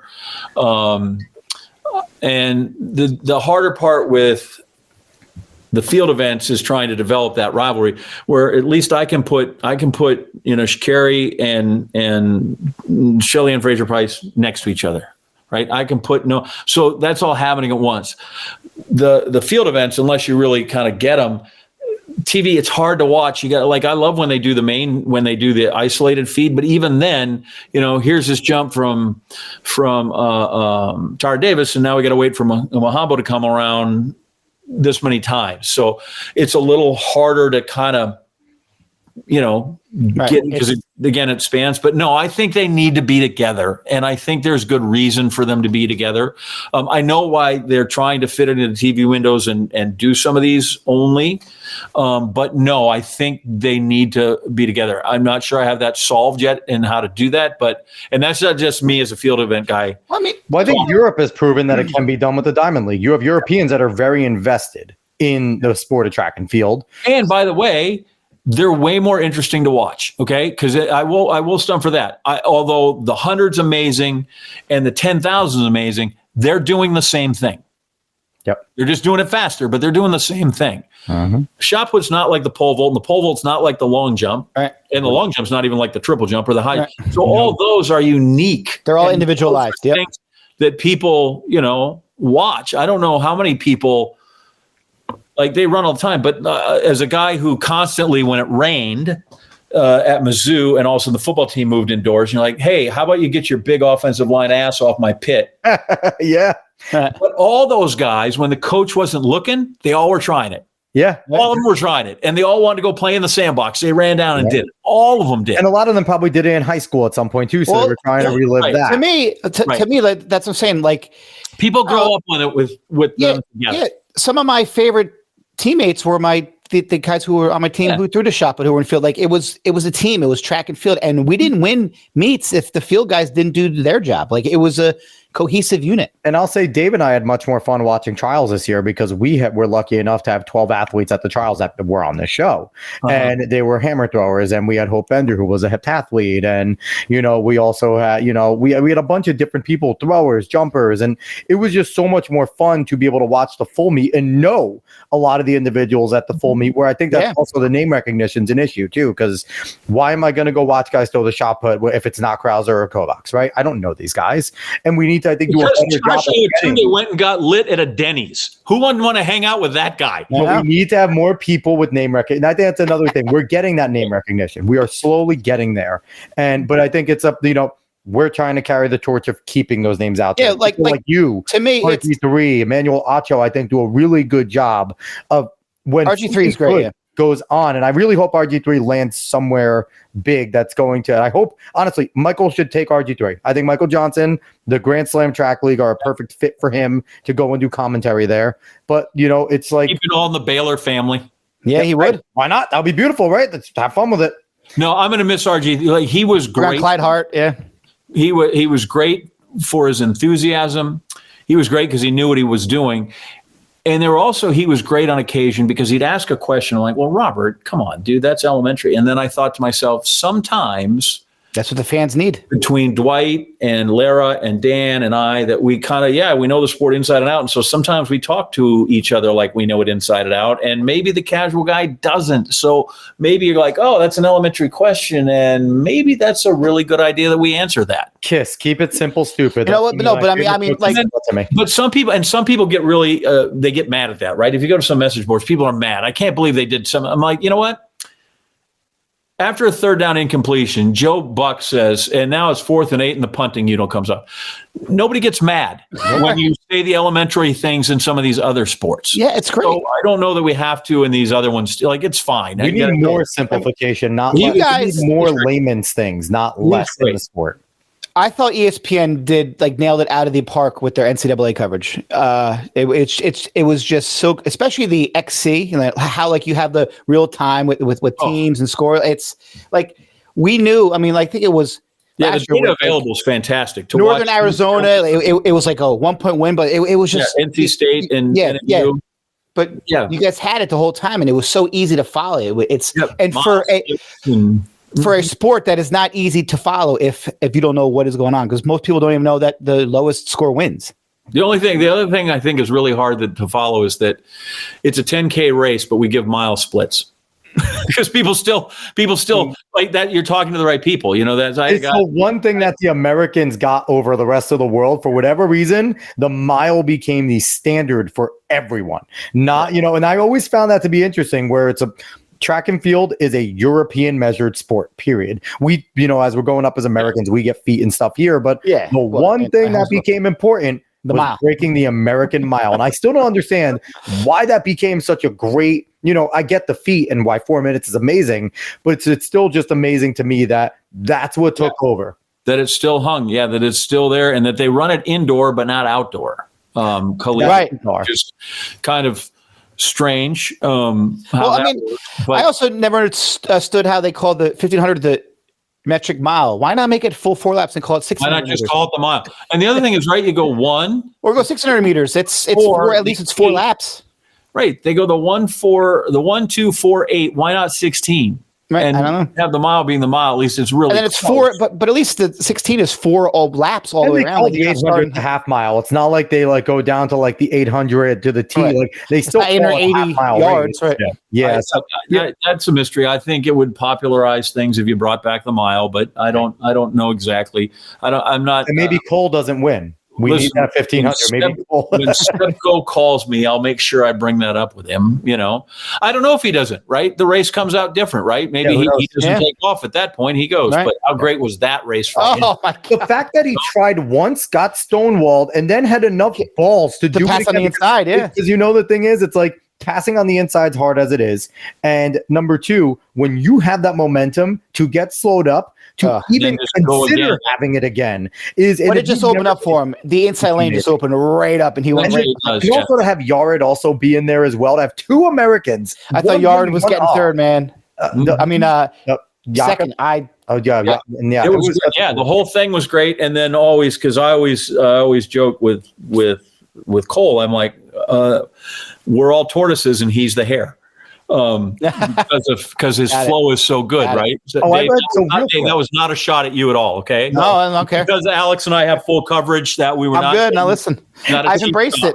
I just want to bring up something ridiculous I read. I don't even remember where I read it, but someone was writing and saying, hey, maybe Cole Hocker is having a post-Olympic letdown. And it was talking about the fact that he was just only running 3:30 and 3:29 and Jakob got him. Like, do we realize that guys were running 3:35 and being happy at the Diamond League not 5-6 years ago? And that those are being run in 3:32. And now we're seeing guys, and if you're not running 3:30, 3:29, you're not even considered in the top 5. I don't think whoever wrote that understands just how far the 15 has come in the last 5 years. And since even so, has raised the level. Everybody. Do you think Cole Hocker gives a shit if he has a post-Olympic letdown? No, he won the Olympic gold medal. He ran a 3:20. I know he was great anyway, but but he wouldn't care either way. He's got the hardware. But I don't think he's run slower than 3:30. That isn't a letdown. That's you're still one of the best. So that's and again that goes to you and what you were saying, how we just take this too damn seriously sometimes, because that is not an article that needs to be written about a guy that hasn't run slower than 3:30 since the Olympics. Right. Oh, by the way, that was his PR until that day. Exactly. Right. By the way, if you're going to pick a day, that's the day that you talk about having your day. I went. There were a couple of times that Rob and I had. It was great because there's no commercials, so you're talking for the whole session. Yeah. And we got on the kind of the topic of how fragile Olympic dreams are. Right. Oh. Like what if you are sick at the trials and you don't go? What if you hurt your Courtney Frericks, who couldn't even get to the trials because not only just to get to that day is remarkable. We even talk about Emma Coburn, who at the beginning of her season didn't have one because of her injury. Olympic dreams are so, and even if you get it right, you get to hurdle 9 and you're Lolo Jones and you fall, and now people don't think Lolo Jones or Gail Devers. Fantastic. Lolo Jones is one of the best athletes we've ever seen. To go from there and also to do the bobsled as well, just a freak of nature athlete. Won a world championship, but that's the day that you got to have. Gail Devers, at least, God bless her, won a couple in the 100. She good to have your fallback sport, your distance. But you just think all the things. It's so much easier to figure out what could go wrong on the way to that podium than what can go right, because everything has to go so right. Yeah. So we have another question from Derek. You bust a shoelace, any of that thing, So, John, will you assist the Bowerman presentation this upcoming convention? Grant H is almost ready, but you balance his energy on the broadcast. Right now, I am scheduled to do it. The chances, though, that when we get to we are in Orlando at the JW Orlando Marriott, that Grant has some of his Florida people tie me up and kidnap me and put me in a closet so he can do it by himself. Right now, I feel like is probably a good shot He's made no bones about it. He's like, dude, I want you out. So John, we'll come there and be your bodyguards. We won't help really at all because I'm a scrawny guy, and Dave is and I'm bald clearly. He's bald, so we won't help much, but we'll be there to try. So when Grant when he ran the indoor the first time, I think he ran 7:29. Is he down to 7:27 now? Whatever. And if you'd lie, he'd gotten a better haircut, so he was bald. He had shaved it all off. And I'm like, dude, if I ran that fast, I would have eyebrows and no other body hair. No, go Whoopi. Get it all gone. You got to go Whoopi. But listen, I so love working with him, and he and I don't think I have a better friend in track and field. When we were at the Bowermans last year in Denver, friends of ours that lived here in Connecticut had moved out. We hadn't seen them 5 or 6 years, and their daughter come. And I'm like, hey, I got to go over and see these folks. All right. He's like, can I come? I'm like, sure. But I don't know. He comes, he has lunch with them all. And so now they call like, did you see Grant won? I'm like, yeah, of course. He is such a Pied Piper and all those things. He does. He brings such energy. His name is Stanley. That's even better. So, his real name is Stanley, even though nobody calls him that. Did you know that? No, I didn't know his name was Stanley. That's great. You're finding out some information here. Stanley Grant Holloway II, after his dad, who's Stanley's wonderful. a great name. Why is he not called by Stanley? Well, because I think his dad goes by Stanley, and so or Stan. That makes sense. Yeah, That makes so sense. anyway, that's why. Yeah, he's Stanley Grant Holloway. So yeah, I can't. And that's another one where I just love the Bowerman. I love doing that. I keep trying to quit, and then for various reasons, I've kind of come back. And now this sounds gross, and I'm tooting my own horn, but like I got last year I got a nice note from Kyle Garland. He's like, I can't wait to be on the stage with you. And I'm like, I guess maybe I should do it then.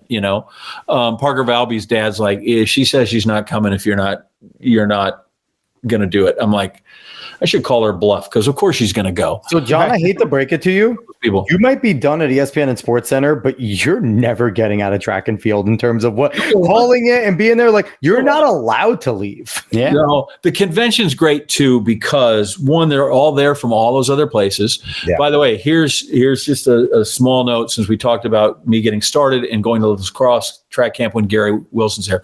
So I used to host the Hall of Fame induction, and now they do it a little different, so that's fine. But the year Gary goes in, I'm doing the convention. I'm going to be there. And my mom, because she's a hoarder, but she's got some of the stuff, and he had sent me a letter. So I had this letter, and I was able to congratulate him. And I said, by the way, I just want to read this letter. Dear John, we've been following your progress. Congratulations. Great jump. If you want to feel like you want to do more track and field or continue it, we'd love to talk to you about coming to La Crosse, and we'll sign Gary Wilson. So I was able to go to his Hall of Fame induction and show him this. And I said, listen, sometimes the impact these guys have isn't a coach, isn't somebody they coach. He did not coach me. But if I don't get this letter from Gary Wilson, and La Crosse is big time then, right? They're still winning national. That this guy thought maybe I had some ability. I don't ever call Wisconsin. I don't call Bob Thiel. But what your world life would have been without that letter? Was this coach who took time to send me a letter and made me think, maybe, never coached me, but had a huge impact on why I'm sitting in front of you guys right now. That's incredible. So it's crazy that it's truly, that is, what do they call it? That's truly a butterfly effect of what that was. But to be there and still have that letter and show it to him was so cool. Awesome. So, John, I want to close out here with asking the same question we ask most of our guests at the end. And, we spitballed a whole bunch of things, but I'm going to kind of make you specific it here.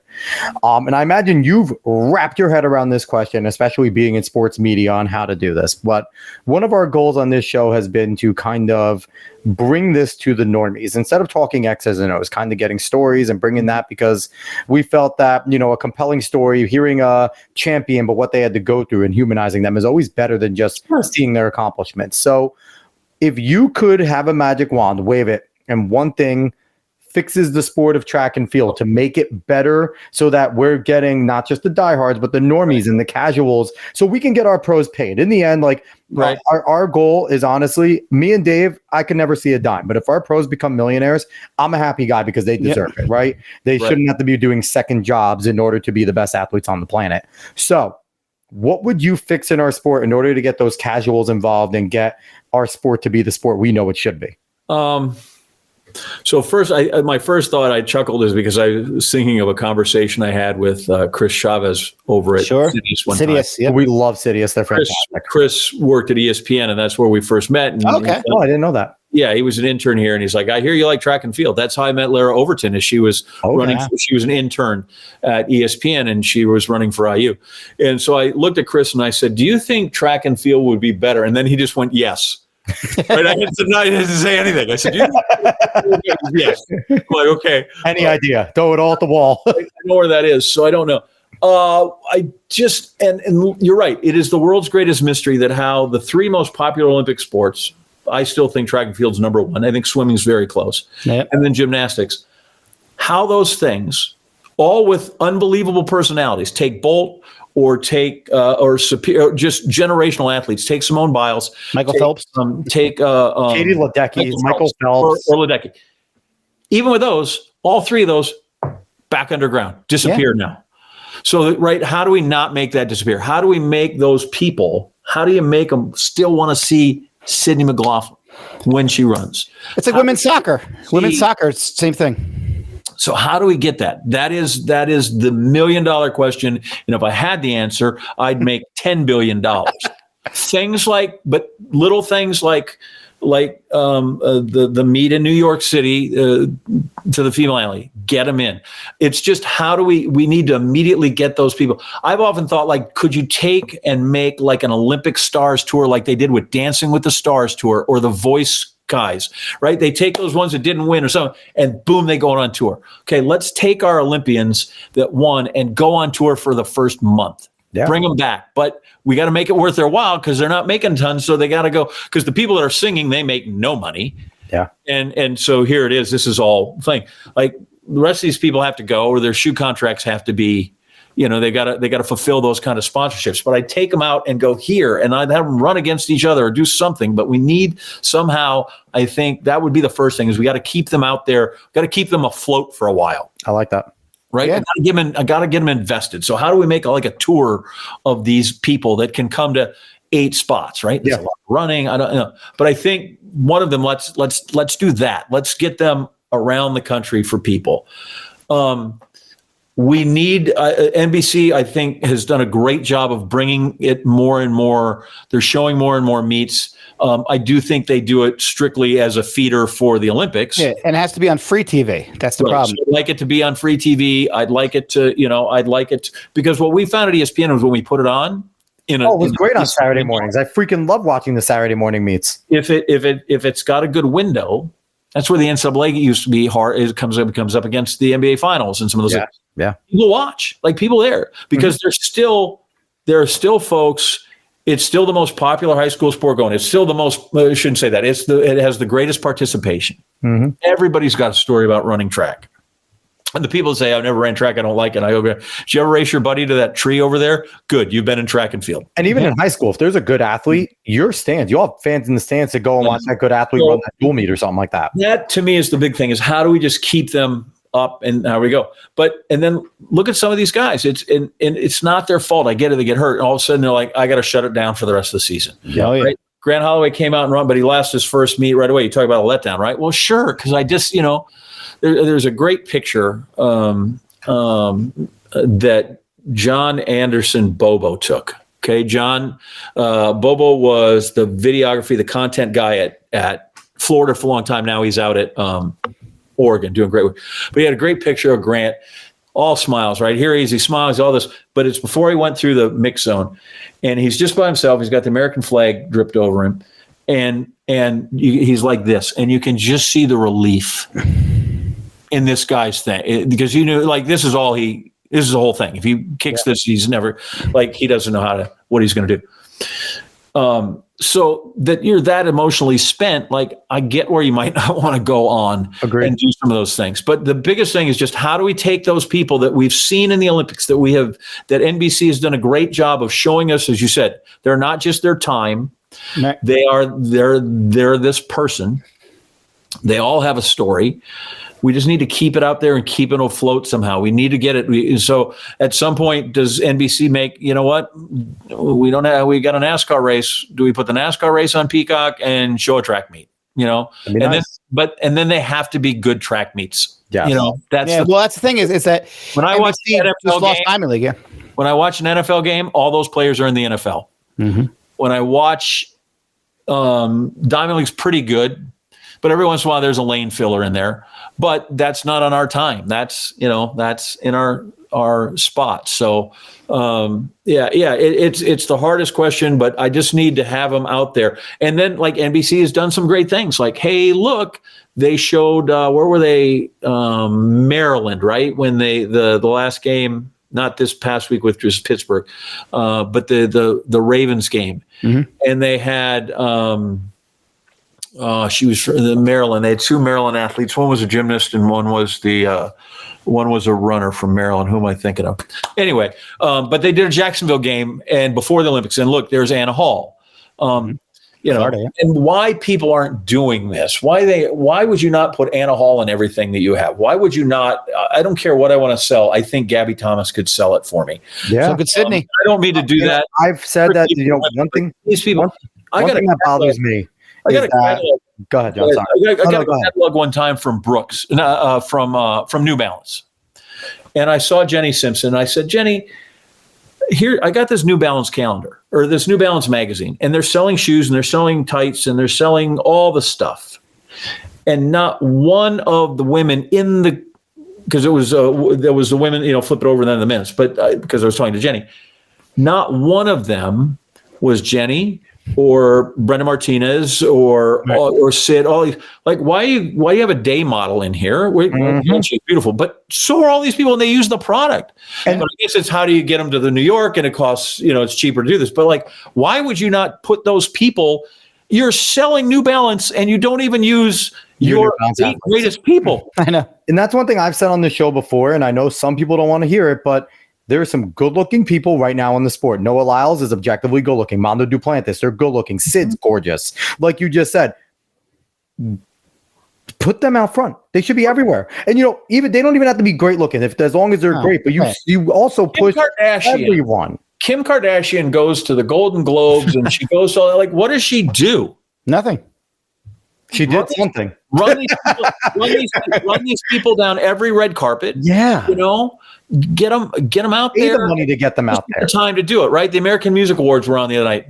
Have somebody go there. You know what? And so get them going to basketball games and going to football games and being visible on the stands, If Sha'Carri Richardson, Noah Lyles, Gabby Thomas, anyone, even Cole Hocker showed up and was got courtside at a Knicks game, I promise they will show Olympic gold medalist 1500 meter Cole Hocker hanging out with Yara Nuguse courtside. Like that will be, but what you said, but the thing is these sponsorships, and I think Nike and them need to start considering, hey, maybe we should spend a little now because we'll make more later if we get these individuals out there. Yeah, I think they do. You got to have some place that's willing to kind of let them do that and host them. But I don't know why you wouldn't want those people. Grant Holloway is a good looking.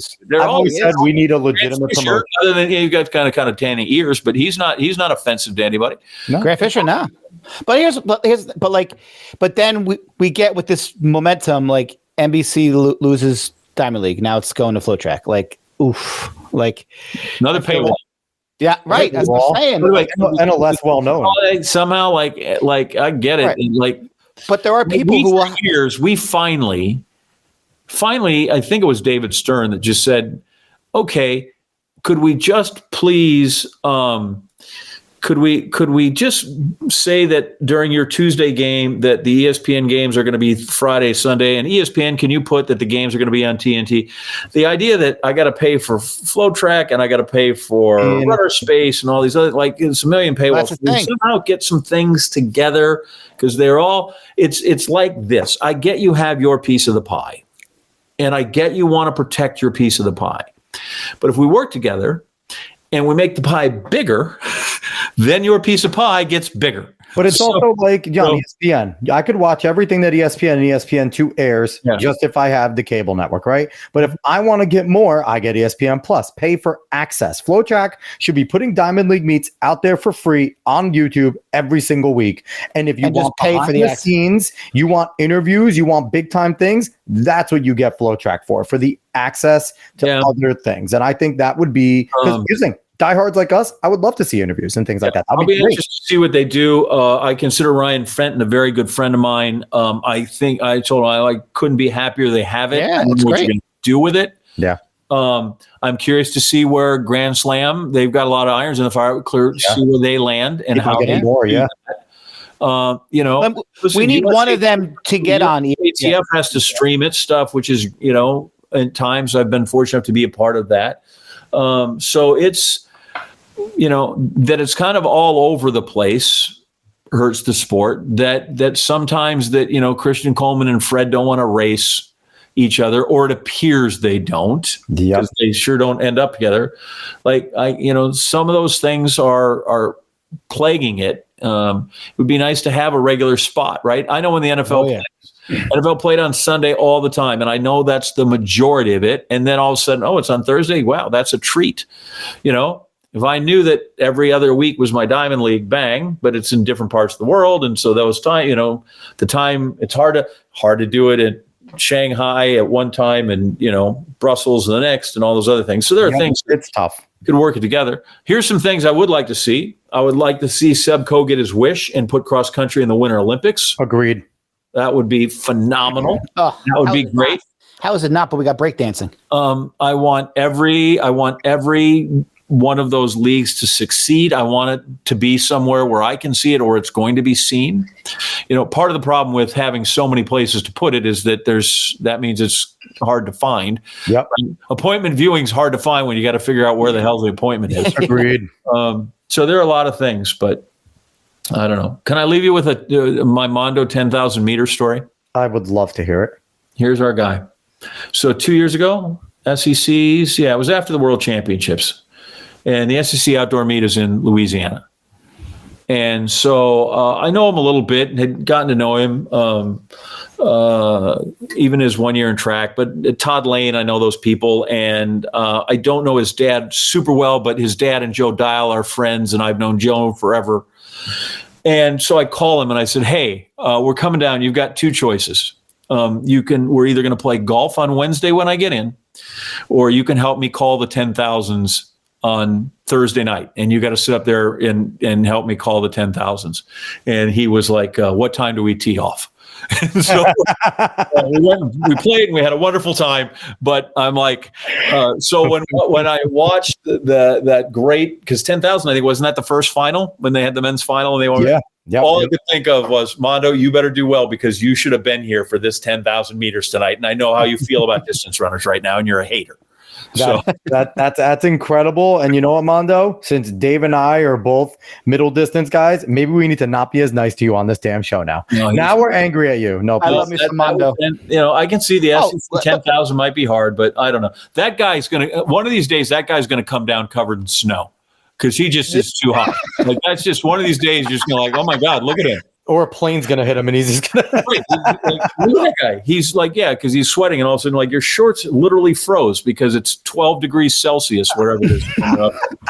Oh, my God. So, John, thank you so much for we appreciate this, man. Anytime. Like I said, it's good to have this talk, and it's nice because as I prepare for the New York Marathon, right, I'm going to have all this stuff that's not going to make it, right? I told people, Boston last year, you got 25 guys, and I'm in. I got all this stuff, right? And Cisa runs off in mile 2, and nobody's with him. Yep. I'm like, what am I going to do with this? You know what I'm going to do? I'm going to bore my wife and kids with this at the dinner table for months. Bore us anytime. Now I can come to you guys and my wife. Go talk welcome. To Dave and Alex. Where are the Oval guys? We need those guys around. You are welcome here at any time. Yeah, call your Ovaltine people. I'm like, it's not the Ovaltine, but anyway. I'll take it. We will be Oval as long as we're known. I don't give a crap. We want people to come here to talk to us. I say that to everybody, whether it's Chris, whether Chavez, whether it's the Magic Boost program or you guys. I mean, like this, the Lactic Acid podcast. If you're not on with my man Dom, sometimes you ever have Dominic on? No, we want him on. Lactic Acid podcast. If nothing else, just to talk about R&B music. We always threaten we're going to talk about track, and then we never get past the Temptations. But anybody that's out there fighting the good fight, man, I'm there. So it's kind of like when I went out and did that opening for Grand Slam track, and I said, I have no idea. I wasn't there to campaign for a job I'm just like, if I can be an ally for the sport, I just want to be an ally for the sport. Thank you.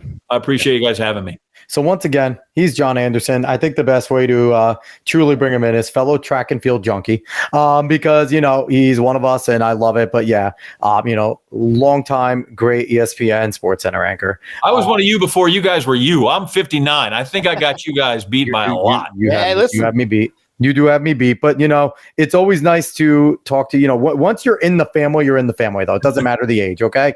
We're all in. So, you'll hear him at the New York City Marathon, Boston. And if you are at Mizzou and you're a journalism major, you may have him as a professor. So, obviously your Brewers aren't around. My Yankees are still doing their thing, and your Packers will be in better shape than my Yankees are now tied. By the way, your Yankees are now tied 1-1. I know. That's fine. Listen, as long as we could pitch Cole. Carlos Rodon pitched. Rodon started off this game so good, struck out everybody first inning, and then just. We just need to. We need to. Are you both Yankee guys? Yeah. Oh my goodness. We need to turn it into softball and have Cole pitch every game. Okay, we need to figure out a way, because if Cole could pitch every game, we're a championship team. He wasn't great last game though. It doesn't matter. Not great and whatever. He'll give you 6 innings. He's a horse. Anyway, we're not going to go into baseball talk here, but we appreciate John being on. If you like what you heard today, we appreciate everyone watching on X, on Facebook, on YouTube. Go do all the fun stuff, like subscribe, share, all that good stuff. Find us on all the socials at Talking Nobles, and we'll be back next week with another great guest, another great time. Thanks everyone for watching. So long, everybody.